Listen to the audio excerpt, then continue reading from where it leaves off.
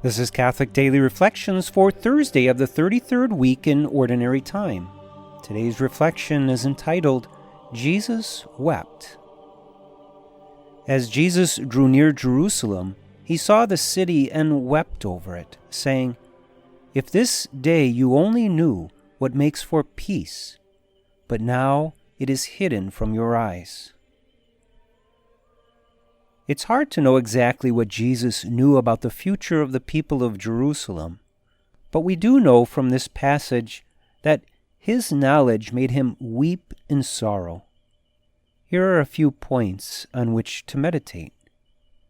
First, it's important to see the image of Jesus weeping. To say that Jesus wept implies that this was not simply some small sadness or disappointment.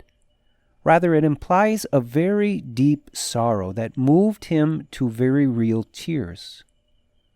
So start with that image and let it sink in.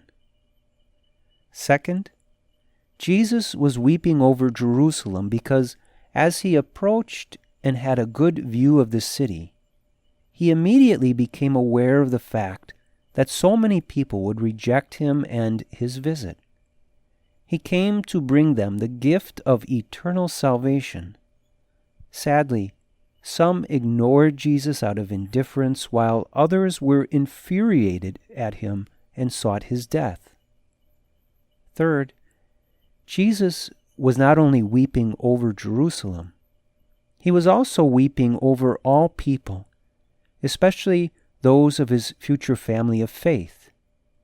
He wept in particular at the lack of faith that he could see so many would have. Jesus was keenly aware of this fact, and it grieved him deeply. Reflect today upon the serious temptation we all face of being indifferent to Christ.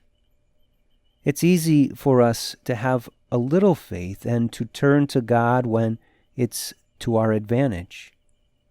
But it's also very easy to remain indifferent to Christ when things in life seem to be going well. We easily fall into the trap of thinking we do not need to daily surrender to Him in the most complete way possible. Root out any indifference to Christ today and tell Him you want to serve Him and His holy will with your whole heart. Let us pray. Lord, I beg of you to weed out every bit of indifference in my heart. As you weep over my sin, may those tears wash me and cleanse me, so that I may make a total commitment to you as my divine Lord and King. Jesus, I trust in you.